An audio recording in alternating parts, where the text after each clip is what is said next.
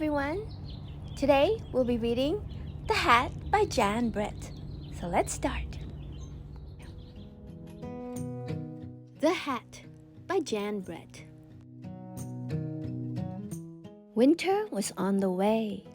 Lisa took her woolen clothes out of the chest and took them outside. She was hanging them up in the fresh air when a strong wind blew one of the stockings off the line. Curious Hedgie found it and poked his nose in. When he pulled it out, the stocking was stuck on his prickles.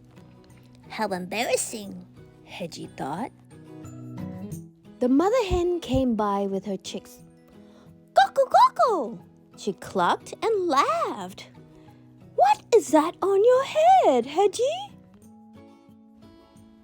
"Why, it's my new hat," he told her. "Isn't it beautiful?" The mother hen cocked her head as if she had an idea, and off she ran. Hedgie saw the noisy gander looking down at him. Honk, honk, ho, ho, ho. The gander laughed. Look at that! The hedgehog has flipped his gizzard. "Laugh today, gander, but tomorrow when it rains, my hat will keep me dry." The gander thought for a moment, and off he ran. The barn cat was watching from a tree as Hedgie tugged at the stocking. He called down. "What a silly-looking hedgehog you are, with that thing on your head." "But my ears will be warm in a snowstorm." Purred the cat, and off he ran.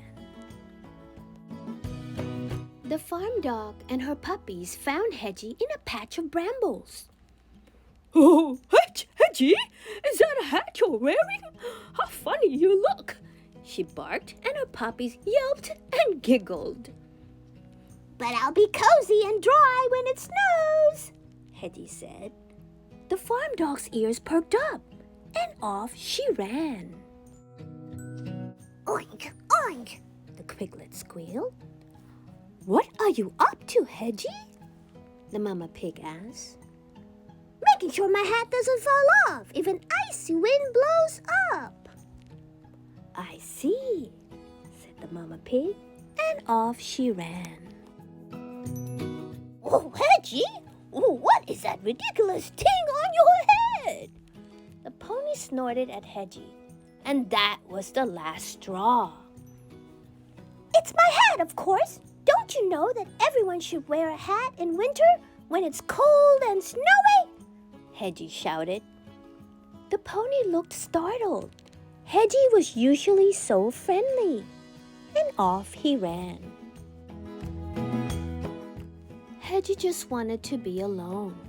He was tired of everyone laughing at him. And with this ding on his head, he wouldn't even fit in his den. He didn't see Lisa running after him, the other stocking in her hand. "Come back, you silly hedgehog," she called. "Oh no," Hedgie thought. "even the girl is laughing at me." Lisa caught up and pulled her stocking off Hedgie's head. "You ridiculous little hedgehog," she laughed. "Don't you know that animals don't wear clothes?" Hedgie headed for his den, and Lisa started back toward the clothesline.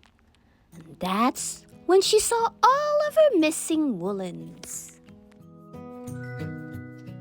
The animals had taken them, and each one was thinking, now I am wearing a magnificent hat. Lisa was still chasing them when Hedgie reached his den. How ridiculous they look. Don't they know that animals should never wear clothes? The end. Please like and subscribe for more, and I'll see you in the next book. Bye-bye.